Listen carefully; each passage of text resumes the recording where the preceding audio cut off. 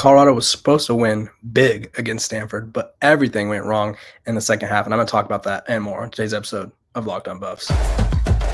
You are Locked On Buffs, your daily podcast on the Colorado Buffaloes. Part of the Locked On Podcast Network, your team every day.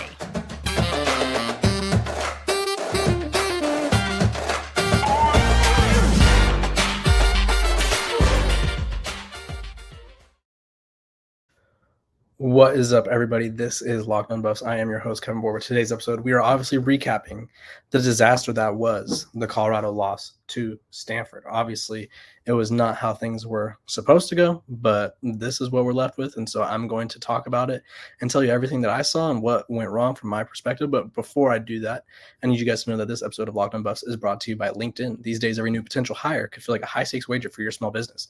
That's why LinkedIn Jobs help you find the right people for your team faster and for free. Post your job for free at linkedin.com/lockedoncollege. Terms and conditions apply. Okay, so it started off pretty normal. I would imagine that's how we all kind of expected the game to go. And all of a sudden, Colorado is up 29-0 in the first half. They were up. It was probably their first or their best opening quarter of the season. They go up 14-0. They forced Stanford to miss on a couple big plays. Stanford had a chance to score on a huge touchdown catch from Alec Iomanner, which he ended up dropping. And then Stanford got into the red zone and had a chance to power in the score, but obviously didn't power it in. So Colorado goes up 14-0. Second quarter comes around. Colorado does a little bit of the same. Shedeur Sanders and the offense are clicking. Score put up 15 points, go up 29-0 before the half.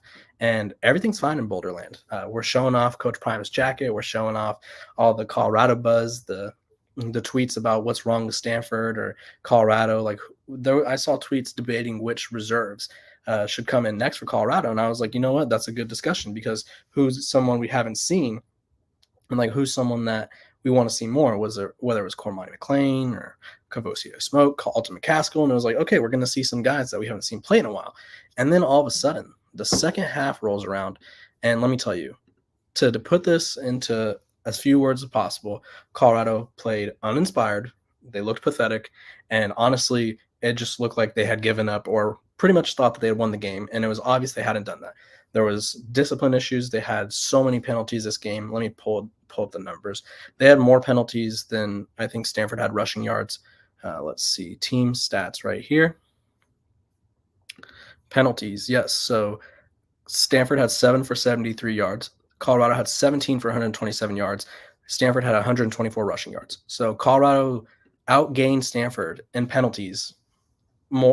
Colorado essentially had more penalties than penalty yards, and Stanford had rushing yards, which is unacceptable. Majority of the penalties, and I don't know what the record is. I don't know if anyone's ever kept track of this record, but Colorado, I think it was 3 or 4 times, maybe even 5, had 12 men on the field. Illegal substitutions. Charles Kelly looked like he was going to burst a blood vessel on the sidelines. It was ridiculous. And that's on the position coaches for not knowing. It's on the players for not knowing who's supposed to be on in certain personnel. It's on the position coaches for not ushering guys in quicker or more smoothly. One of the times it happened, it was after a break. I think it was like a TV timeout or like a timeout of some sort or a stoppage. And all of a sudden, they run onto the field, blah, blah, blah. We're about to take ball snapped, whatever. Boom, penalty. Too many people on the field. Travis Hunter, crucial penalty. He had a great return. He came back, recorded his first 2 touchdowns at the FBS level, first 2 touchdowns at Colorado, and he was looking good on offense. On defense, though, I don't know if they rushed him back or maybe it was just the performance by Stanford's receiver that ended up almost racking up 300 yards for a school record. But Travis Hunter and the Colorado secondary looked atrocious. I think that was the first time I've ever watched Travis Hunter kind of be overmatched by a receiver. And I don't think it was anything special that the receiver was doing. It was literally they were running slants and double moves the whole time, and Travis was sticking with them. But his name's Alec Iomanner was just much more physical, ended up winning the ball more than Travis, and it was just disastrous to say the least. And I don't think we've ever expected that, especially not against a Stanford team who prior to this game, I don't think they've had a single receiver record over 100 yards in game outside of their tight end, who ended up going down with an injury earlier in the game. So they were without their best pass catcher, and they still they still were struggling to stop this this Stanford offense. And we saw Carter Stottmeyer on the sideline kind of get yelling at Coach Prime after he was just getting absolutely toasted after play after play after play. It was like they were literally just running like slants. They would snap the ball, Alec Manor would run however many yards, and then boom, Ashton Daniels hits him. And I think they did that like 6 times in a row. And like there was no adjustments made by the Colorado defense. The Colorado offense was absolutely silent in the second half. They put up 29 points in the first quarter, and they were held to 0 points in the third quarter. Tell me if you're shocked. The offensive line was giving up sacks. I know. It was crazy. They gave up sacks. Again, this offensive line failed to protect Shedeur Sanders. He was sacked 3 times. And then they only scored once in the fourth quarter, which was to take the lead back, or it was to take the lead because Stanford ended up tying it. But Stanford scored 26 unanswered points or something. So yeah, Colorado, horrendous showing. I'm going to tell you exactly what I think went wrong for Colorado and kind of what needs to be fixed moving forward. But first, I need you guys to know that this episode, this live stream of Locked On Buffs, is brought to you by our good old sponsors over at LinkedIn. These days, every new potential hire could feel like a high-stakes wager for your small business. You want to be 100% certain that you have access to the best qualified candidates available, and that's why you have to check out LinkedIn Jobs. LinkedIn Jobs help you find the right people for your team faster and for free. For Colorado, they may want to check out LinkedIn for a new corner. Their corners were getting toasted all day. They post a job ad, and maybe you'll get a corner in the transfer portal. I don't know. But if you want to find the perfect candidate for your company, add your job in the purple hashtag hiring frame to your LinkedIn profile to spread the word that you're hiring. Simple tools like screening questions make it easy to focus on candidates with just the right skills and experience, so you quickly prioritize who you'd like to interview and hire. It's why small businesses rate LinkedIn Jobs #1 in delivering quality hires versus leading competitors. LinkedIn Jobs helps you find the qualified candidates you want to talk to faster. Post your job for free at linkedin.com/lockedoncollege. That's linkedin.com/lockedoncollege to post your job for free. Terms and conditions apply. Welcome back, everybody. This is Locked On Buffs. I am your host, Kevin Borwitz, your team every single day. Even if your game ends at, what time is it, like 3 a.m. Eastern time, I'm here every single day providing this content. What went wrong for Colorado? Let me know what you guys think in the comments, because a lot went wrong. Eddie Espinosa, good point. I did say a 9-win season. Now it's going to be tough to get that for Colorado. I think I said 8 to 9, Eddie. So I think 8 is still in play. But yeah, it's looking tough. This was supposed to be a kind of coast victory for them. I think what went wrong, I think they took their foot off the gas pedal. I think they went to halftime. They were probably complacent. They were probably having fun in the locker room. And I'm sure Coach Prime was talking about how the game's not over. But I think as a young player, as a young adult, you're like, okay, we're up 29. We're going to beat these guys. Like, it's over. It's pretty much over. They hadn't done anything. I think at halftime, Stanford had 35 yards passing, and between their two, because they played 2 quarterbacks at that time, and they had 35 yards passing between the 2 of them. So that means Colorado gave up 300, nearly 400 yards of passing in the second half, which was insane.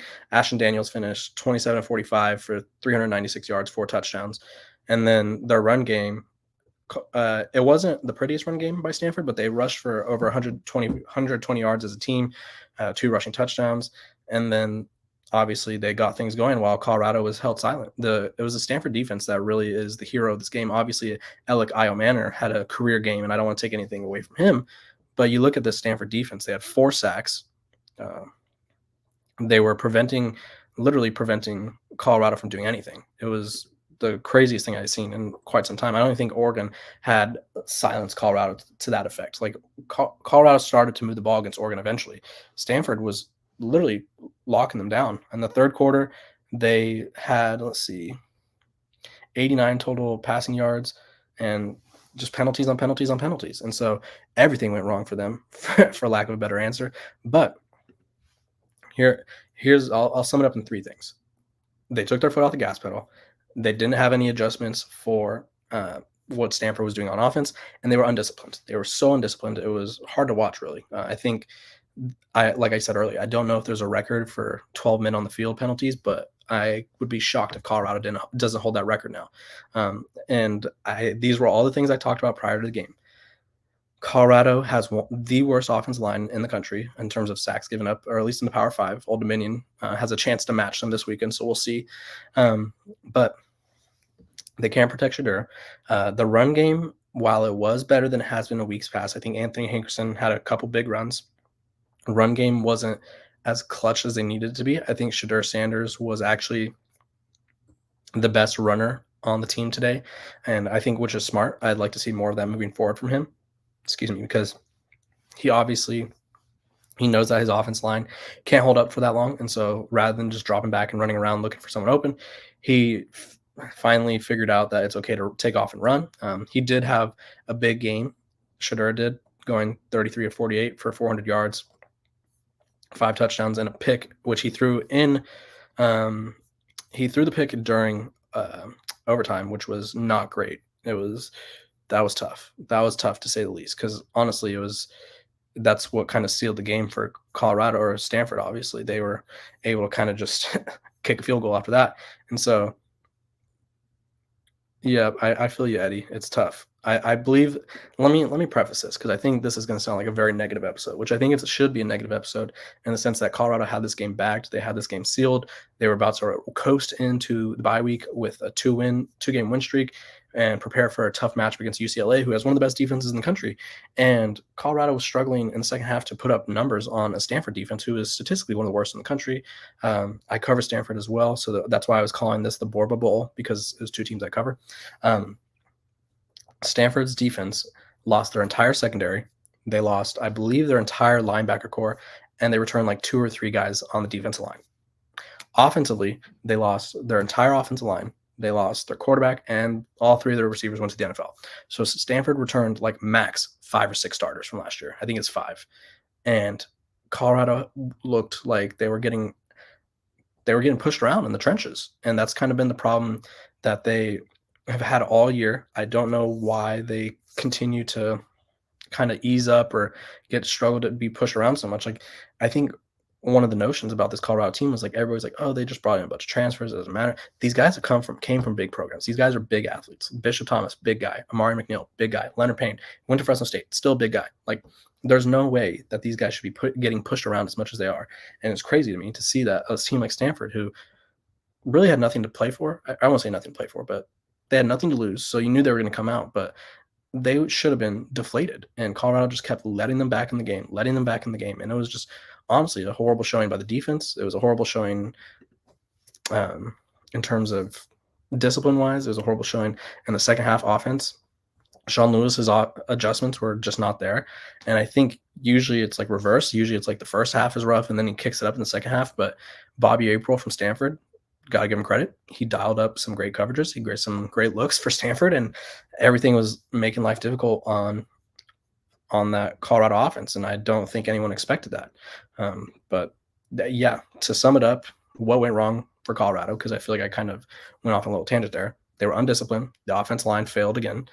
And there was lack of adjustments on both offense and defense that they were just unable to make, and ended up with a huge win for Stanford, their biggest comeback win in program history. So good for Stanford, bad for Colorado. This is not the type of game that they wanted to lose if they're hoping to make a bowl game, and if they're hoping to get 8 or 9 wins. Like I projected after, I think it was like week 3, I was like 8 or 9 wins is possible. And now I'm like, I don't know. I look at their schedule. I'm like, they have some tough games coming up. So it's going to be tough. By the way, this episode of Locked on Buffs is also brought to you by our good old sponsors over at FanDuel. Snap into the NFL action this season with FanDuel, America's #1 sportsbook, because right now new customers can bet $200 in bonus bets, and they get $200 in bonus bets guaranteed when you place a $5 bet. That's $200 in bonus bets, win or lose. If you've been thinking about joining FanDuel, there's no better time to get in on the action. The app is super easy to use. There's a wide range of betting options, including spreads, player props, over-unders, and more. So visit FanDuel.com/lockedon and kick off the NFL season. FanDuel is the official partner of our good friends over at the NFL.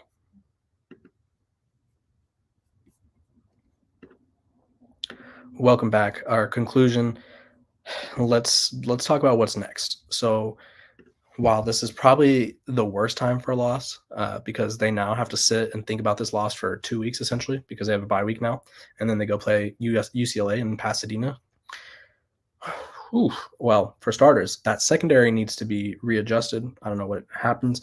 They need to figure out, I think, what happens with this offensive line. Obviously, they were down a right tackle. Savion Washington didn't play. They were on their 3rd string right tackle. I, again, still think they need to establish the run game. I still think Alton McCaskill, Raw Podcast is commenting, why did they take Alton McCaskill out? They didn't allow him to get a rhythm. I totally agree. I think we heard all this buzz about Alton McCaskill. I think he's a great player, and they talked about how they're going to use him more and how they're going to use him more, and then they don't use him. And their run game is, I mean, the run game was better than it has been. But, I mean, look, like their best runner was Dylan Edwards, 7 yards for 33 carries, 4.7. Hankerson, 8 yards for 25, or 8 carries for 25 yards, 3.1. Alton McCaskill, 6 for 23, 3.8. Xavier Weaver had the one rush for the touchdown, which was nice, but obviously that's a trick play, and he's a receiver.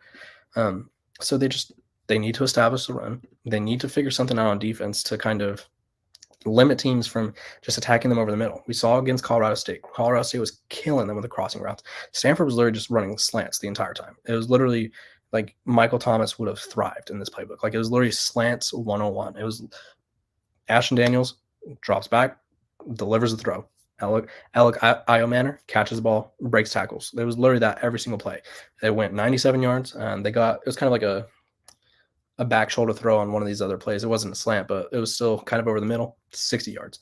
And then obviously they just had no answer for him, and it was tough to watch. And so what's next is they have to go into these 2 weeks and kind of do some soul searching again. This Colorado team already didn't have an identity, and now I think this is the punch in the mouth that they needed, because I don't know if they needed this. This might be a punch in the mouth that's detrimental to the rest of the season. I think Coach Prime will have them ready. It's just this team did not need a loss like this before the bye week, especially with how much attention is going to be on them. This is a tough loss for the program. This is a tough loss to swallow, I think, if you're Colorado, and you just can't have that. It's just not acceptable. It's really not, for lack of a better term. I think this was an utter failure of a game. I think there's a lot of learning moments. I think the offense had bright spots in the first half. Number 13 was beasting Travis Hunter as well. That is Alec Iomanner from Stanford. Learn his name, because I think he's their best receiver, Canadian native, actually. Shout out Canada.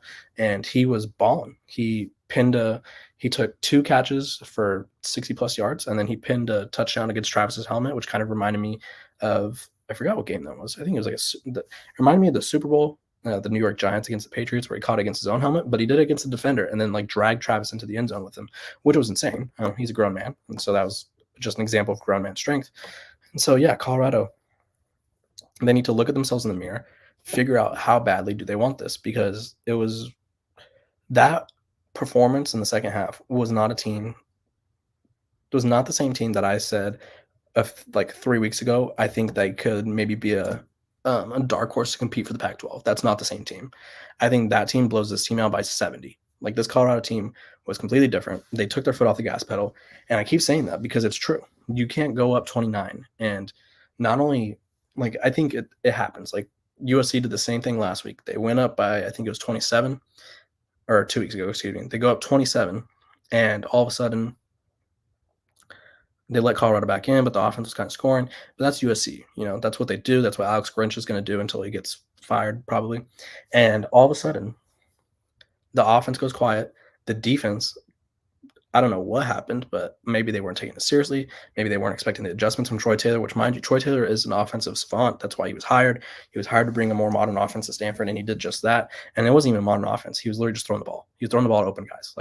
There was no special plays drawn up. There was a few run plays, little gadget plays, but there was nothing where there was supposed to be confusion. They were just putting Alec Iomanner on Travis Hunter or Carter Stottmeyer, and we're letting him run curl routes, slant routes, whatever, get him in space and just throwing him the ball and letting him make plays after the catch. And so for Colorado to kind of lose this game and lose sight of the goal at hand, it was utterly disappointing. And I can't imagine that Coach Prime is pleased. My intern Griffin is currently there in the press conference right now. So I imagine he's going to text me a little bit and be like, yeah, Coach Prime was pissed. And I don't doubt him. I don't doubt that he's pissed, because he should be. That was a tough loss. That was a tough loss to swallow, because now let me look at Colorado's schedule. Sorry, I didn't have it up, but we got quick internet here. Colorado 2023 schedule. So obviously, like I said, they have the bye week, and then this is fun. This is a fun schedule for them. So they're sitting at 4-3 right now, which I expected them to be 5-3 or 5-2 by this point. with a tough matchup going into UCLA, which I thought a huge win over Stanford would kind of boost morale after a tough almost loss against Arizona State, and they looked more like that team than they did like the team that was coming back against USC or beating Colorado State. So they play UCLA, who's a ranked team. Then they play Oregon State, who's a top 15 team. Then they play Arizona, who's a frisky, unranked team who's trying to make a bowl game, and they also have a lot of tough matchups. And then they have Washington State and Utah, who are both top 25-ish teams. And so, yeah, it's tough sledding. I think if they play the way they did tonight, I see one more win on the schedule, which would be Arizona, and so that would have them finishing 5-7.